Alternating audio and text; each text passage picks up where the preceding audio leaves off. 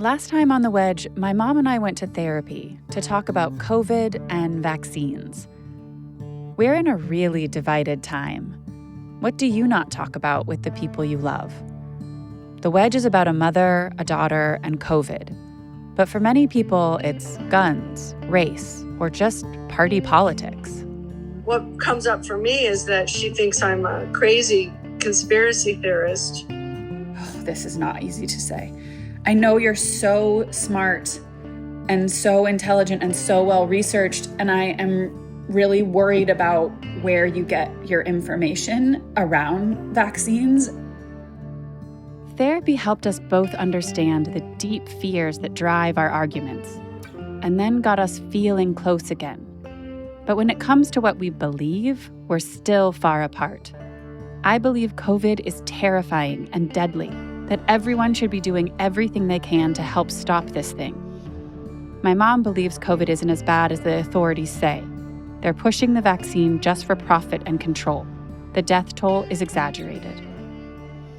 I realize how deeply her views are bothering me when Eve Pearlman, who started Spaceship Media with its mission to help people talk across divides, checks in about how things are going. Where did you leave it with your mom?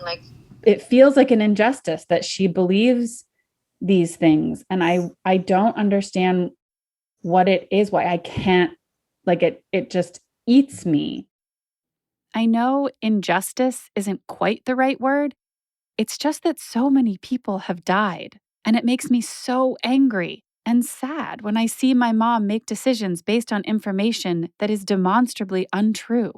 I want to set her straight. Eve says she understands the feeling. Yes, of course, you both want to change each other's mind. That's a piece of it. You both want to change each other's mind, but you also want to be friends and connected, and those sit together. Eve says that's the important thing, us being able to talk, love, and care for one another. But I still can't shake my hope that my mom will just come around and see things my way. If I can only find the right facts, just say them in the right way, she'll have to recognize that this is a real pandemic and that the vaccine is our way out. Because if truth fails, what else is there?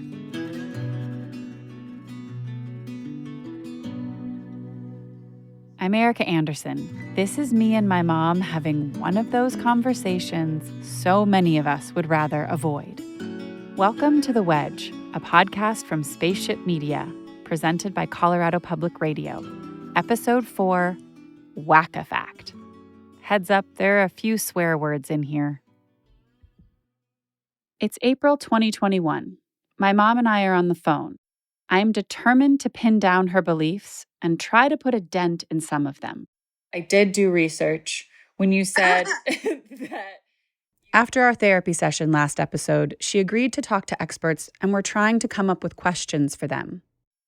I was like, I wanted to look up that thing you had said about the death toll. I should write it.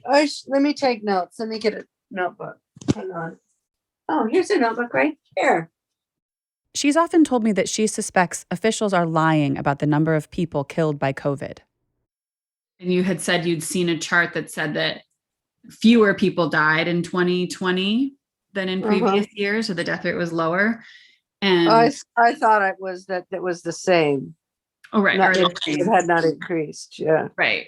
And so I went and I was digging around, and apparently that was all over social media, and it pulled from this website called Macro Trends. Macro Trends is a data research website. Among other things, it shows the world death rate since 1950. I went to the website and found the data my mom had seen. It makes it look like, 2020 was just a little bit lower. We actually didn't lose any more people because of COVID than we would have in a normal year. But there is a big disclaimer in a red box across the top of the page. It explicitly says that the 2020 numbers don't include any COVID deaths. I learned later that they couldn't have. They were published on Macro Trends based on UN projections made in 2019. I tell my mom this. And in fact, those numbers didn't take into account the COVID numbers at all. Whatever meme my mom saw just cut off that big disclaimer in the red box. But that does not faze her, or seem to register at all. I've seen so many things about the COVID death rates being inflated. We talked about this before. Yes, we have. I've seen reports from doctors that say they're being monetarily compensated if they put down a COVID death because they get money from, I don't know who, FEMA or who they get it from. Because if they say, well, they died with COVID, but their actual cause of death is going to be like pneumonia or something. You know what I'm saying? How long ago did you see that thing about the doctor being compensated for? I don't know. That's been an ongoing thing I've heard about. She's clearly hearing different stuff than I am. I'm trying to figure out exactly what she believes before we call experts and ask them questions. But pinning down her facts is harder than I thought it would be. She's heard the same sort of stories so many times that the details matter much less than her overall sense of things. Like she has the impression that Anthony Fauci is up to no good. For example, Fauci owning a great amount of stock in the Pfizer vaccine. I believe it's the Pfizer vaccine. He stands to profit. That's the fox watching the hen house. How can you believe anything he's going to say? He's going to make billions or millions. I don't know how much, but a lot. That is not true, but I'd done my research. Where that comes from is that he works for the NIH, the National Institute of Health, right. And they contributed $500 million to the research of the Moderna vaccine. Yes, right. That was the warp speed. Yeah. Yes. Yeah. But Fauci does not own any of that because he works there. He can't own any part of it. And even the scientists who are on the patent can only benefit up to $125,000 a year based on sales of the vaccine. So, yeah. It was actually $150,000. I didn't have my notes with me, but it hardly mattered to our conversation. Well, the thing I heard, though, is they're hiding it somehow. How did this go? They created a shell company to be the one that gave the vaccine money, the research money to this lab in North Carolina. But it was still from the government. My point is it's not personally Fauci. Yeah. And the government does this all the time. They invest in vaccines. Yeah. Yeah. Well, that isn't a deal breaker for me either way. I think the bigger question, if we're talking about corporate greed in this whole pandemic, has been how much corporations have profited over it this past year. I'm feeling whiplash. In a matter of minutes, we've gone from Fauci personally profiting off the vaccine to a shell company plot to general corporate greed. No matter how much information I give her, she always seems to have some reason to doubt it, and endless reasons to be suspicious. But I do hear some common ground. I know drug companies have put profits before people. I certainly can document plenty of ways corporations are making money off the pandemic. Like Amazon. Jeff Bezos earned enough to fly himself to outer space. So my mom and I share some concerns, but I don't come to her conclusion that the COVID vaccine is scarier than the disease. She can sense my frustration. She's frustrated too. I feel like you do think I'm a conspiracy theorist, and because I don't hear a balanced side to your version of the story. It's a very scary story that doctors and scientists are bought and sold and nothing can be trusted and everything, that's a really scary world. It is scary. To live in. I hate it. And I'm sorry. That's what I've come to because of what I've been through, what I see, how I've lived. I'm spending hours on the phone like this, talking about COVID with my mom. Sometimes it feels like that's all I'm doing. This is my routine. Get up, don't leave the apartment except to walk Alma, obsess over COVID news, talk to my mom about the vaccine. It's exhausting, on top of months of isolation and being pregnant. I feel like it's my responsibility to keep challenging the misinformation my mom is hearing, but there's always more. I tell Eve Pearlman, my boss at Spaceship Media, that I can't keep up, that I feel beaten down, demoralized. Eve has guided me through this project personally and professionally. She's built an entire journalism organization around helping people bridge divides. I feel like sometimes coming up with these questions that are her conspiracy theories is a little bit like whack-a-mole. Because it's okay, so we clear that thing, but then this one will pop up. Especially if she's in this scared place and is sort of feeding the beast with Facebook and videos. It's important to remember that human beings believe just all kinds of bullshit, right? A huge percentage of our world believes in all kinds of mythologies. I know Eve is right. My mom and I are human. Neither of us is as rational as we'd like to believe. Eve reminds me, again, that I'm not going to get anywhere trying to prove my mom wrong. And so, you're not going to win on any particular point. It is like whack-a-mole. You're not going to, so the specifics of the science don't matter so much. The important piece of that is going to be the way the dialogue occurs and the way she's not shut down, made to feel stupid, dismissed. Yeah, I hear what you're saying. Yeah. You're doing a good job, and it's super intense and complicated. It feels too intense and too complicated for me alone. But after many circular conversations with my mom, I do have a list of questions I think she genuinely wants answered. And I have found a person who I think is a perfect expert for us to talk to. Me from Atlanta is Dr. Keren Landman. She's an infectious disease specialist and a medical journalist, so the ideal person to speak to. I'm intrigued by Dr. Keren Landman. I found an article she wrote answering this question. How can we trust vaccines if we don't trust the companies that make them? That seems to be one of my mom's primary questions. Keren agrees to talk to us, so we set up a Zoom. It's 2021, springtime. She calls in from her living room in Atlanta, big earrings dangling under her chin-length curly hair. My mom and I both call in from our homes, a little nervous and excited to meet with her.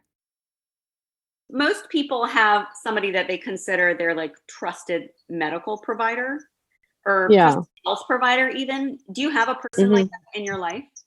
I have a team of people that I would talk to. Personally, if I have a problem or issue, it's always been naturopathic for me. Me too, I'm thinking to myself. This is a place where my mom and I align. So I'm very grateful for medicine and hospitals and surgery and, all of that. Okay. But for me, I feel like our bodies are designed to heal themselves if we get in balance. The doctor will say, give them Tylenol or give them, whatever, bring down the fever. Holistically, that's not a cure. That fever is there for a reason. The body is enacting a response to something, trying to kill it off. But I feel like the cause of the fever should be the focus rather than the fever, You're absolutely right. Do you want a job? Yeah. My mom seems comfortable. This feels like a good time to ask Keren to weigh in on issues where my mom and I disagree. So something that's come up a lot in our conversation is around how COVID deaths are calculated. I mean, obviously, for the last year, there's been so much conflicting information on what is considered a COVID death. And there was a doctor that came out, saying that he was being compensated monetarily, that he was supposed to classify deaths as COVID when maybe it was unclear. I mean, and that was early on, but this is a question I hear coming up a lot of what is a COVID death, and are the numbers inflated somehow? What counts as a comorbidity? Why would we count that as a death with COVID? Does that kind of cover the question, Mom? Yeah. Uh-huh. Good question, because this is a question that epidemiologists ask. Keren explains that the way experts define COVID deaths has evolved with experience. At this point, we're just over a year into the pandemic. Right now, for the CDC to call something a COVID death, it means you have to have a positive test for COVID at the time that you develop the illness that actually causes your death, like pneumonia or heart failure or whatever. And you have to have a medical problem that could be caused by COVID and that is not clearly caused by something else. But I will tell you, doctors do not get paid to put things on death certificates that I'm aware of. I mean, these are pretty cut and dry situations. It gets done hundreds of times a day in every part of the country. My mom listens with a tight-lipped smile. I can tell she's not buying it. She brings up censorship again. I see people getting censored, especially doctors who have alternative treatments and stuff, who are literally under siege. They're being attacked. Like, you're not going with the party line here. This is what we're doing. Get in line or shut up. It sounds like there's just a pervasive sense that there might be good ideas out there that just aren't getting air for one reason or another, even though they could really help us. Keren explains that one doctor finding something that seems to work isn't enough. Treatments have to be repeatedly tested to prove that they work and that they're safe. And then she kind of disses home remedies. Now, people may say, okay, well, for me, my neighbor, my mom, and my best friend, we all used, heating pads on our necks when we were having, the fever, and we drank garlic juice, and, all of us within a week felt a lot better. And maybe it does work for you. Maybe you do feel better after those things, but they just haven't gone through that kind of controlled study. So they're just not going to get lifted up the same way because you don't have the same level of proof. That's really what's at the heart of this. I know that what Keren just said did not land well with my mom. She doesn't say another word until the call is over. Nice to meet you, Kini. Enjoy your weather. You too. Take care. Thank you. Bye. And then it's just me and my mom. How was that for you? She's a super likable and good person, neat lady. I like her. I'm waiting for the but. I don't know. It's hard for me to listen to some of it. I don't feel like she was open or aware to the censorship issue. I don't think she gets that that's happening with doctors and people all over the country. Keren might be an expert, but she is not one my mom is going to listen to. Okay. Okay. All right. I love you, Mom. I love you too. Bye, Okay. hon. Bye, Mom. But I've got a backup. Jonathan Jarry helps skeptical people make sense of science, and he seems to know how to talk to people like my mom. He draws on a time in his own life when he believed things well outside the mainstream. I used to read these magazines about, Sasquatch and about UFOs and the power of the Great Pyramid and all of those kinds of things about the paranormal, about conspiracy theories. We never walked on the moon. Look at the shadows are all wrong. Now he's a biochemist and a microbiologist. All of this science education, I think, made me sort of look back on those things with a different perspective. Extraordinary claims require extraordinary evidence. Show me the evidence and I'll believe you. I talk with him one-on-one at first, and I confess to him one of my big worries, that my sweet, peaceful mom with her holistic sensibilities is putting her faith in crappy information. And now her beliefs overlap with far-right conspiracy theorists who claim the pandemic is a sham and want to overthrow democracy.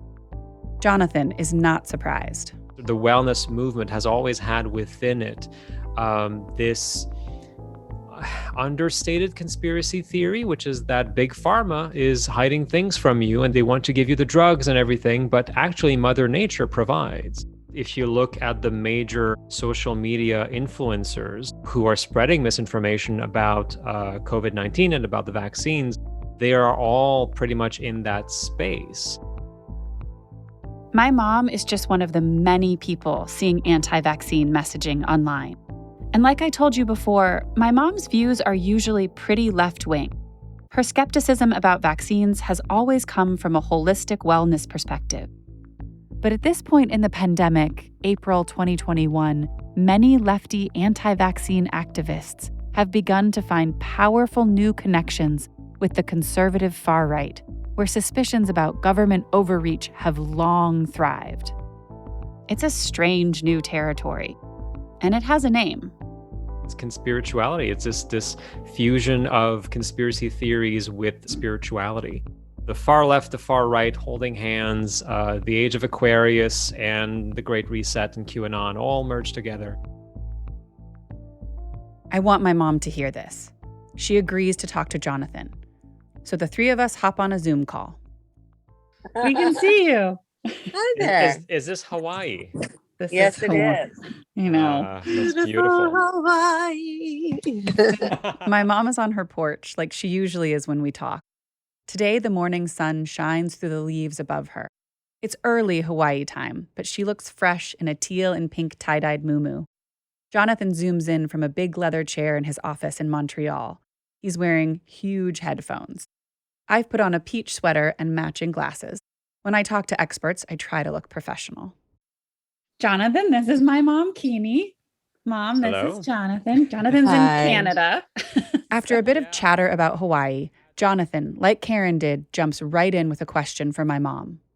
When you see a source of information, what goes through your head when you're assessing if it can be trusted or not? Well, I'm skeptical approaching anything. So Good. It's good. what does this person have to gain by sharing this information? And, are they trying to get famous? Are they, you can tell when they're just being really dramatic and really persuasive. Already I feel good. My mom is opening up more than she did with Keren. She wants Jonathan to know she values science. I had a scholarship in chemistry to be an engineer. I didn't choose to go that route because I wanted to help people. So I majored in education instead. But, I always excelled in science, really liked it a lot, especially biology. Then she starts explaining why she's skeptical of the COVID vaccine. Because I know that they have been unsuccessful for many, many years. They've been trying to find a vaccine for SARS and MRSA. And they kept coming up to the same problem. What's the phrase? An exaggerated immune response where the body started attacking itself. So they bailed and they never could figure that out. And then all of a sudden, we don't have any time here. We haven't figured it out yet. How all of a sudden this year did they somehow magically find that when they were trying for many, many years, Jonathan has concrete answers. It wasn't magic. It was about finding the right modified building blocks of that RNA molecule to not trigger that kind of response. Because now we have hundreds of millions of people on Earth who have received at least one dose of a vaccine, a lot of them being these RNA-based vaccines, and we're not seeing that reaction, right? So My mom doesn't respond. I wonder if we're losing her. Jonathan keeps talking. These vaccines were not rushed, they were expedited. It's just, we made sure that so many people were working on this. We injected so much money into this. If we did this with every problem that we have, we would find solutions much faster. Jonathan tells my mom something he told me one-on-one. We're never going to be totally certain about this stuff. Science helps get closer to true facts, but if we want a promise of for sure, we're at high risk of being fooled. He says it's important to get comfortable with some level of uncertainty. Then the rest of the homework is what you do with that uncertainty. You have to yourself be careful living with that uncertainty. You have to be okay with this. And if you're not, then that's when you're going to go looking for simple, easy answers that unfortunately almost always turn out to be wrong. Jonathan says that for many people, conspiracy theories fill in the blanks when answers aren't available, like with a brand new disease. And he knows it's hard to make decisions when you can't know all the facts. Now we're in the middle of a pandemic. We need to make decisions. Decisions have to be made, exactly. Elected officials, for example, and public health officials, they have to make decisions. And that's hard for a lot of people. But again, unfortunately, we can't afford to just wait to see what's going to happen because, again, people are dying and this virus is spreading. So, we are seeing science unfold in real time. It can very quickly become this confusing mess. It's a conundrum. It is. I mean, we can't put the pandemic on pause, right? History while we will conduct tell. research. It's like how we look back on the Black Death and the plague. And Right. Our conversation with Jonathan got philosophical. We didn't end up asking him many specific questions, but near the end, he had one for us. Perhaps a question that I will leave you with is, a question that I think is very humbling to ask of ourselves, which is, what evidence would we like to see in order to change our mind on a particular issue? Because it is easy to say to yourself, I'm open-minded, but sometimes it's good to ask ourselves, well, what do I need to see in order to say, you know what, I was wrong about this, I've changed my mind. Thank you. All right, my pleasure. Thank you very much. Thank you So to nice both to of meet you. you. Nice to meet you too, and take care, both of you. You too. Bye. Bye-bye. Bye. Okay, now I can eat my peanut butter muffin. What did you think of him? I have high hopes, I liked him. but just like with Keren, not that much. I feel like, again, though, you had someone who was definitely, he would not have been willing to talk to me about what I He I've seen, totally I believe. would have. My mom stops me here. She is starting to question the point of these conversations. So what is your purpose in doing this? I love your, what do you put it? You said something about journalism to bridge The divide. the divide. Is that what you put? Spaceship Media's motto is journalism to bridge divides. Okay, I love that. So what's your intention of doing this project with me right now? Well, just for the sake of simplicity, like where you and I get our information, there's a big divide. And so we're operating under different facts. So I'm trying to find people who can talk about the questions that we both have. I want to remind my mom we're coming from the same starting point of natural health. But what I'm talking about is those beliefs getting mixed up with something else. Like, I believe wholeheartedly in the holistic way of healing our bodies. And I think something is happening right now in the sort of ecosystem of information where people who are sort of in this realm of like the more natural, holistic way, it's getting co-opted into junk science and like serious agendas. But my mom sees it differently. And for the first time, she is really frustrated with me. She doesn't think I've been fair to her. You're picking people who are from that side. And so in every one of our interviews or conversations, I'm the only one who has this different belief system around it. And you are collecting these people who you hope I'll be able to listen to, but they're still bottom line. She brings up the fact that Keren mentioned getting vaccinated. So clearly she's pro-COVID vaccine, right? I'm just saying it's not an equal forum. That if you're going to do this, what it would be great is to find a scientist, a doctor, someone equally qualified as her who has a different view. But what if that science is junk, though, Mom? Like, well, what if her science is junk? It's like. But she is backed by millions and millions and millions of doses of this vaccine. So you're already discounting what you think is the minority view on this. I don't think you've given it a chance. We need somebody from that world that you'd be willing to speak to in order to make this fair. I hear her. I understand why she feels this way. But I know the names she trusts. You've heard them too. Del Bigtree, Robert Kennedy Jr., Naomi Wolf, Christiane Northrup, Zach Bush. I'm looking at this thing from a cosmic perspective and how we fit in. And that's why I like Zach Bush. Zach Bush is a doctor connected to wellness and spirituality. I consider what it would be like to talk to him, together with my mom. Here's one of his long videos that was kicked off YouTube for misinformation, but later re-uploaded. The virus is a communication network of genomics, and it's the most important building block for life on Earth. I'm not sure what he means by that. It sounds like a big deal, but I'm skeptical. This next part just sounds inaccurate. We get to decide which viruses we turn on and reproduce and which ones we don't. Zach claims that we get to decide which viruses can infect our bodies and which can't. So is everyone who's getting COVID choosing it?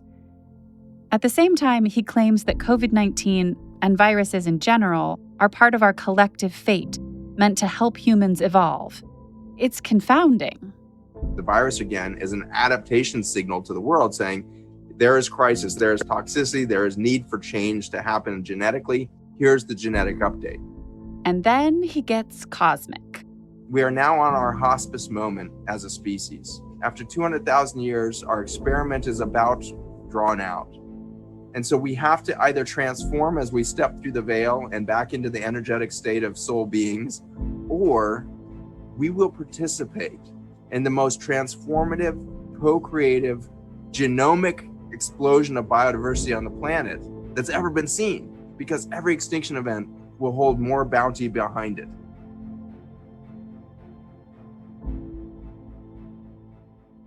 When I hear Zach, I hear a charismatic man delivering a slick pitch. He uses words designed to carry scientific authority, but he also invokes Mother Nature and speaks to a spiritual need. And he's got money in this game. In his videos and on his websites, he sells classes and supplements. One, he says, will boost your microbiome and ward off COVID. My mom would love for us to talk to Zach. I can't do it. I think it would be a giant, useless game of Whac-a-Fact. Zach Bush, to me, does not have the credibility to have Why? this. Why doesn't he have credibility? Because he's not an epidemiologist. He hasn't been in the labs with these vaccines. He hasn't worked at the CDC. He was an MD. That is something. Well, he's an internal medicine. He's licensed in several. But that's not a molecular biologist, you know? Well, there are epidemiologists and there are virologists who are super, super credentialed, that I've read. Because that's what I look for, too. I honestly haven't found people that have the credibility. I'm not sure that I ever will. I'm wrestling with my choice to not interview people my mom trusts. As a journalist, I don't want to give them a platform. But as her daughter, it might be the wrong decision. It might go a long way towards making my mom feel respected. I feel like I respect her. I just want her to examine her own beliefs. I ask her the question Jonathan Jarry asked us about the vaccine. What evidence do you need to see in order to feel like it's safe? I need time to see 6 months down the road and see how all these people who are getting the vaccine are doing and what's going on with them, because it's not the same kind of side effect that you're going to see right away. Sure.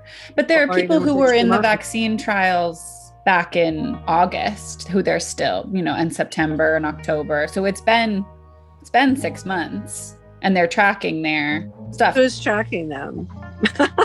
I'm just so dang suspicious. Yeah. Okay, so no answer there. I take a whack at one more thing that's really bugged me from the start. Why do you feel like this is a cause for you to take on whether or not this should be a pandemic or not? I'm trying to understand, because I don't question that this should be a pandemic, because I know enough people who've been really, really sick, myself included, to see that this is fucking serious. Yeah. I guess for me, one of the things is that the recovery rate is so high. And I know it sucks to have it.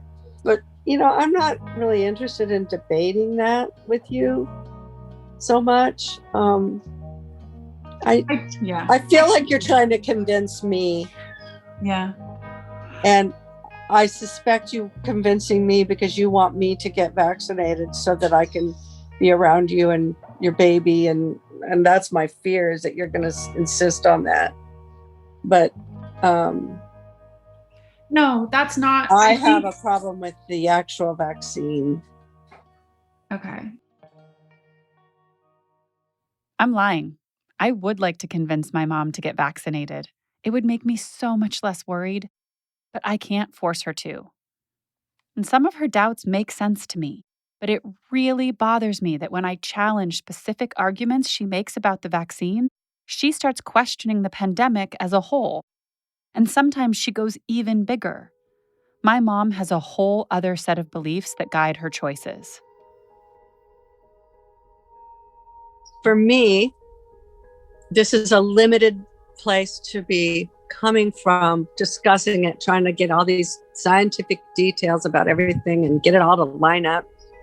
I'm not saying that's wrong. I'm just saying that there's a whole bigger picture cosmically, like metaphysically here. And so I'm interested in the biggest picture. I'm not in for a fix that's going to damage humanity in the long run. And we have done that over time. You say you're focused on this really like big kind of cosmic thing, but what I hear from you and like what I like reflecting back to you is you are very focused on this study and this study and this study and this ingredient and this problem and it's like, so I'm trying to follow those paths for you and say like, okay, let's go find out about all of that's because you asked me for those, but you talk about those regardless. I'm trying to do those because that's what you wanted to hear from me was, where are my objections? Because I can't just come in with, oh, I'm coming at this from a big cosmic web of life. I mean, that's going to make me sound like a total idiot in front of someone like Keren. You wanted to set up questions, and I wasn't really into having a bunch of questions. So it seems like you have a lot of questions, though. But you ask me for my questions, so I try to come up with them for you, But you also have, yeah. I just say, in the end, that's not my process.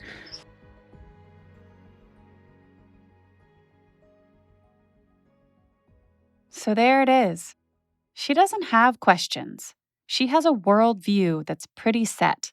She's trying to convince me just like I'm trying to convince her. I knew I shouldn't just push facts, but I kept doing it, and she kept pushing back. I don't want to be trapped in this with my mom anymore. And when I slow down to think about it, I realize that in my search for understanding, I've never let go of the idea that maybe I will change her mind. And though we have grown closer talking, I realize that in some ways I've put her in a tough position, recording our conversations, choosing the experts, trying to convert her to my way of seeing, while telling her how much I want to understand her.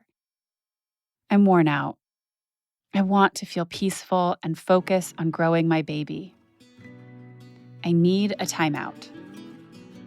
Next time on The Wedge, I schedule another session with my therapist, Julie. Can you fully occupy righteousness a little more about how right you are and how wrong she is? This time, I'm not bringing my mom. The Wedge was conceived, created, and produced by Spaceship Media. It's distributed by Colorado Public Radio's Innovation Lab.